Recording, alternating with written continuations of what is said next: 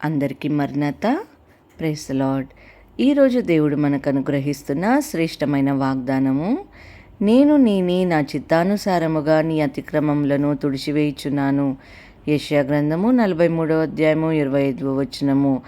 I am he who blots out your transgressions for my own sake. Isaiah chapter 43 verse 25. ఈ రోజుకు గాను కృపగలిగిన దేవుడు మనకు అనుగ్రహించిన వాక్య భాగంను బట్టి ధ్యానించుకుందాము. ప్రభువునందు ప్రియమైన సహోదరి సహోదరులారా, దేవాతి దేవుడు సెలవిస్తున్నాడు, మన అతిక్రమములను, మన తప్పులను, పాపములను ఆయన ఇష్టపూర్వకముగా, ఆయన చిత్తానుసారంగా తుడిచివేయుచున్నాడు అని. అనగా మనలో పాపము ఉండడము, మనలో దేవునికి విరోధమైన కార్యాలు ఉండడము ఆయనకు ఇష్టం లేదు. సాధారణంగా ఈ లోకపరంగా చూసుకుంటే ఒక చిన్న తప్పును బట్టి మనల్ని దూరం పెడుతుంటారు. దానినే జ్ఞాపకము చేసుకుని మనల్ని అసహించుకుంటారు. ఆ తప్పును మర్చిపోయి ఆనందంగా జీవించుదామంటే వాళ్ళ వల్ల కాదు అంటారు. మనము మాట్లాడుకునేవి అన్నీ చాలా చిన్న చిన్న తప్పులండి. వాటినే మనము గుర్తు తెచ్చుకొని మరీ బాధపడుతుంటాము, కృంగిపోతాం, కక్ష సాధింపులు చర్యలు చేస్తాము, కోపాన్ని పెంచుకుంటాము. కానీ దేవుని మనసేంటో ఈరోజు దేవుని వాక్యం చెబుతుంది. ఆయనకు మనల్ని క్షమించడం ఇష్టమండి. ఆయన మనల్ని ప్రేమిస్తున్నాడు గనుక క్షమిస్తారు. లేఖనములు సెలవిస్తున్నాయి, నేను వారి దోషముల విషయమై దయ కలిగి వారి పాపములను ఎన్నడను జ్ఞాపకం చేసుకొనను అని ప్రభువు సెలవిస్తున్నాడు. దేవుడు మనల్ని శిక్షించాలంటే, మన పాపములను బట్టి మనల్ని బాధపరచాలంటే నిమిషం పట్టదు. కానీ ఆయన లేఖనముల ద్వారా చెబుతున్నారు, మన ఎడల దయ కలిగి ఉన్నాడు అని. పాపములను క్షమించే అధికారము కేవలం దేవునికి మాత్రమే ఉన్నది. తన స్వాస్థ్యంలో శేషించిన వారి దోషమును పరిహరించి వారు చేసిన అతిక్రమముల విషయమై వారిని క్షమించే దేవుడైన, నీతో సమానుడైన దేవుడున్నాడా? ఆయన కనికరము చూపుటయందు సంతోషించువాడు గనుక నిరంతరము కోపము ఉంచరు. ఆయన మరలా మన యందు జాలిపడును, మన దోషములను అణచివేయును. వారి పాపములు అన్నిటినీ సముద్రపు అగాధములలో నీవు పడవేతువు అని భక్తుడు దేవుని గూర్చి చెప్తున్నాడండి.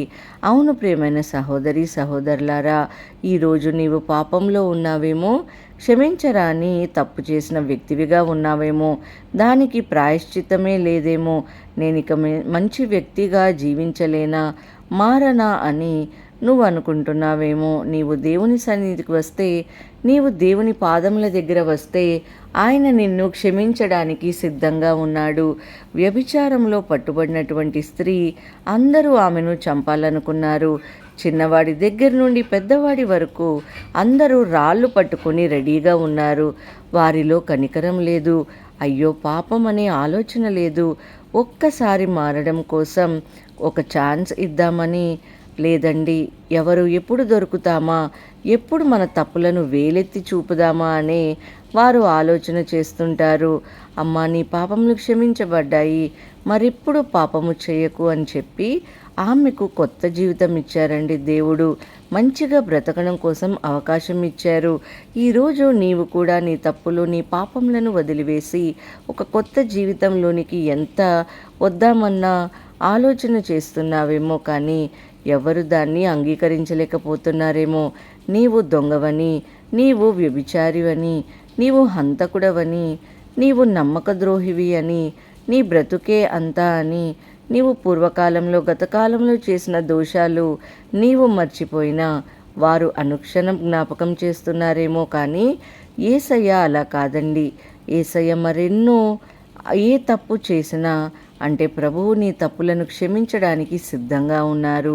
నీ పైన దయ కలిగి నీకు కొత్త జీవితం ఇవ్వడానికి ఆయన ఆశ కలిగి ఉన్నాడండి. యెహోవా ఈ మాట సెలవిచ్చుచున్నాడు, రండి మన వివాదంను తీర్చుకుందాము. మీ పాపములను హిమము వలె తెల్లబడును, అవి గొర్రెబొచ్చు వలె తెల్లని వగును. మీరు సమ్మతించి నా మాట వినిన ఎడల మీరు భూమి యొక్క మంచి పదార్థములను అనుభవించురు అని. ఎవరో బలవంత పెడితే దేవుడు మన పాపములు, మన అతిక్రమములు క్షమిస్తాను అని అనడం లేదండి. ఆయన చిత్తమే నిన్ను నీతిమంతుడిగా మార్చడం ఆయన చిత్తమే. నీవు నిత్య నరకం నుండి తప్పించబడడం ఆయన చిత్తమే. ఈ లోకంలో నీవు ఆనందంగా జీవించడం. కొన్నిసార్లు మనం అనుకుంటాం దేవుని చిత్తమైతే బాప్తిస్మం తీసుకుందామని, దేవుని చిత్తమైతే ఆయన పరిచర్యలో సహకరిస్తాము అని. కానీ అటువంటి మంచి నిర్ణయాలు మీరు తీసుకోవడంలో ఆలస్యం చేయొద్దు, ఎందుకంటే అది ఆయన చిత్తమే. ఈరోజు దేవుడు సెలవిస్తున్నాడు, ఆయన చిత్తానుసారంగానే మన అతిక్రమములను తుడిచివేస్తాడు అని.